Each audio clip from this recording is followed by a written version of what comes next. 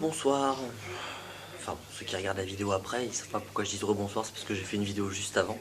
Donc, je voulais juste démontrer quelque chose parce que sur les forums, j'ai l'impression, je vous présente un petit gros, mon chat, qui c'est l'heure où il mange d'habitude. Donc là, il est un peu oppressant parce qu'il a faim. Donc, les présentations sont finies, dégage. Je voulais juste démontrer quelque chose. Ça, c'est un carton d'essai. Smoke-Tech. Un tout con, je viens de le sortir de l'emballage à l'instant. Euh,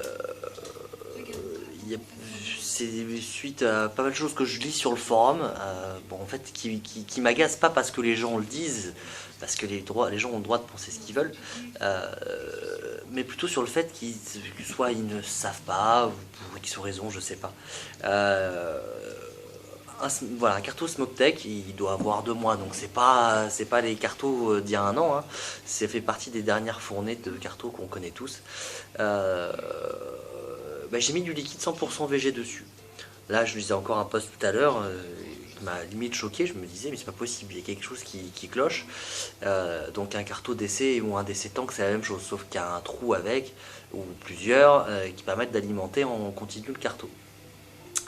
Mais sinon, le fonctionnement il est le même, ça change pas. Il y a 2 résistances de 3 ohms. En plus, celui-là, ça tombe bien, c'est pile poil 1,5 ohm.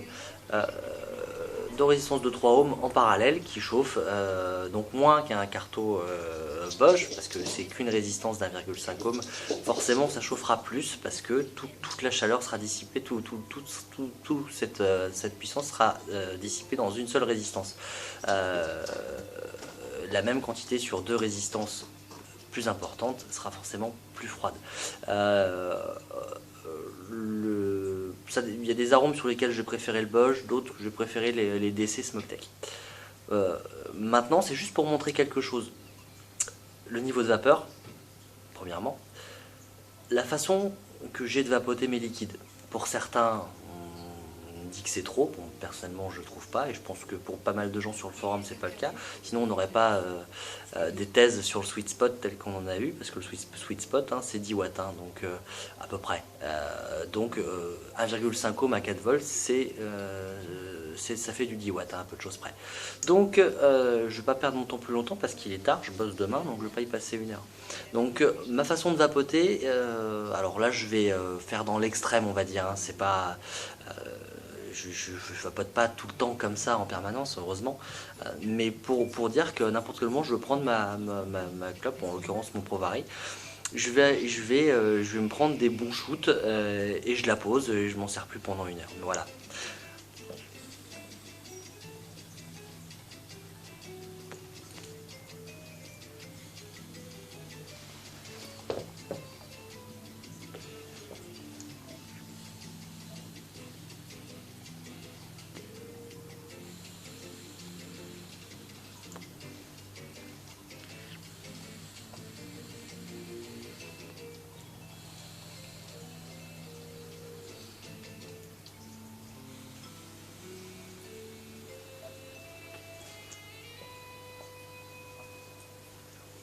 Oui, je fais aussi des petits ronds parce que j'aime bien.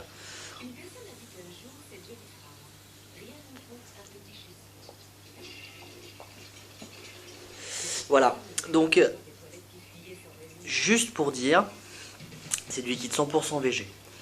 Juste pour dire que celui qui me sort déjà avec un liquide, je vais pas le faire dans l'extrême, avec un liquide de 70-30 ou même 60-40, avec un Cliro quel qu'il soit, que ce soit un Stardust, un Vivinova, un Kanger T2 ou n'importe quoi, celui qui me fait la même chose avec, j'en achète 10.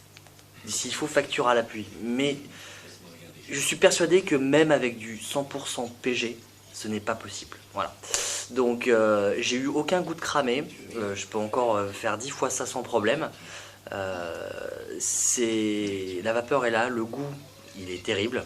Franchement, hein, je vapote toute la journée avec le DID, mais c'est vrai que c'est différent, ça a un goût, ça a un rendu différent.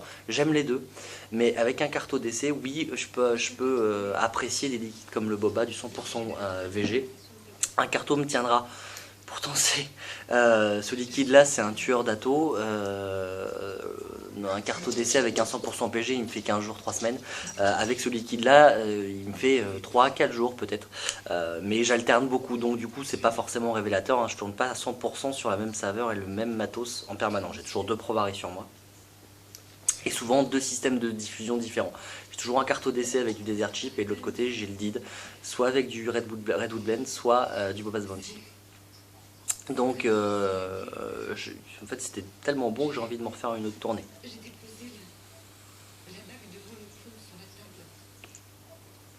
Ah oui aussi, je suis pas obligé de vapoter la tête en haut, ah, je le prends.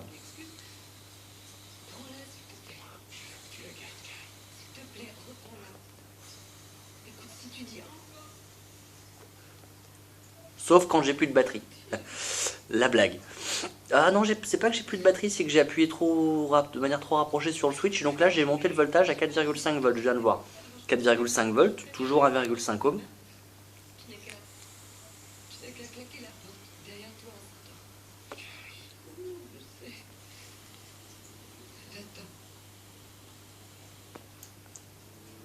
Ça envoie sévère.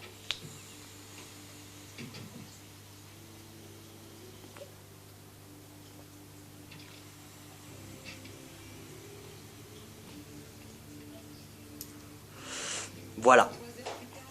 Certes, c'est peut-être un tout petit peu plus, et encore, c'est peut-être un tout petit peu plus compliqué à remplir qu'un Cliro.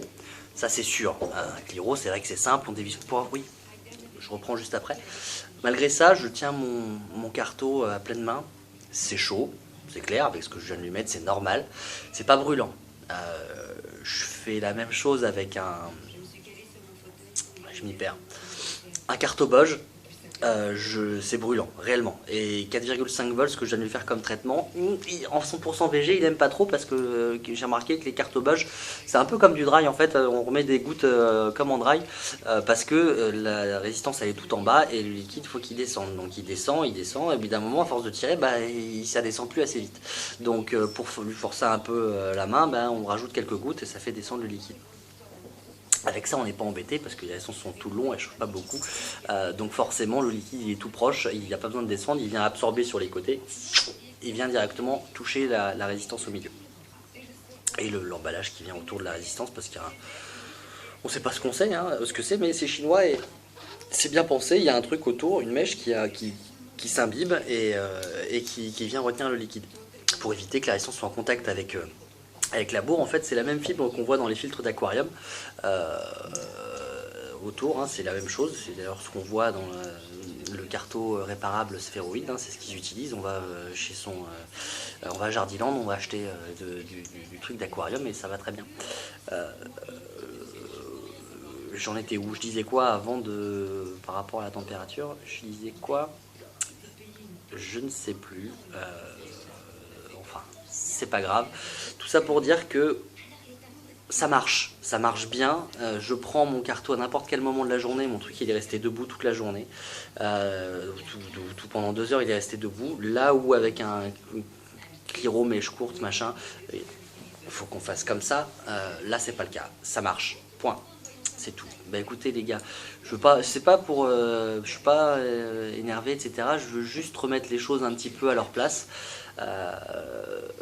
parce que oui les Cliro c'est bien, c'est user friendly. Je crois que j'en étais là d'ailleurs. Oui, le remplissage du carto, il m'a pris 15 secondes. C'est pas beaucoup plus long qu'un remplissage de Cliro. Personnellement, j'ai pris le petit bouchon silicone qui est fourni avec. En fait, vaut mieux parce que si je devais le remplir au compte-gouttes avec du Bobas Bounty, j'en ai effectivement pour 20 minutes. Plus reposer 15 minutes le temps que ça s'imbibe bien. Là, je prends le bouchon du carto, je le pose à plat, je remplis du liquide dedans et je plonge le pas de vis dedans. Je remplis en gros deux réserves et demie dans le petit capuchon, donc 2 doses et demie, l'un à la suite de l'autre. Je l'ai laissé poser 30 secondes et j'ai vapoté direct. Je suis venu là, j'ai pris mon téléphone, c'est filmé avec mon téléphone, et c'est tout, ça marche. Donc voilà, les Cliro c'est bien, c'est vachement bien pour débuter, etc. Le carto nécessite 2-3 ajustements. Si j'ai oublié de dire que une fois que j'ai fait ça, j'ai soufflé un bon coup dedans au-dessus du flacon, j'ai récupéré quelques gouttes de liquide. Ça permet d'éviter, enfin de vider le tuyau, le conduit central où l'air passe pour absorber la vapeur. Pour que pas avoir de gloutage. Je commence à être fatigué, ça se voit.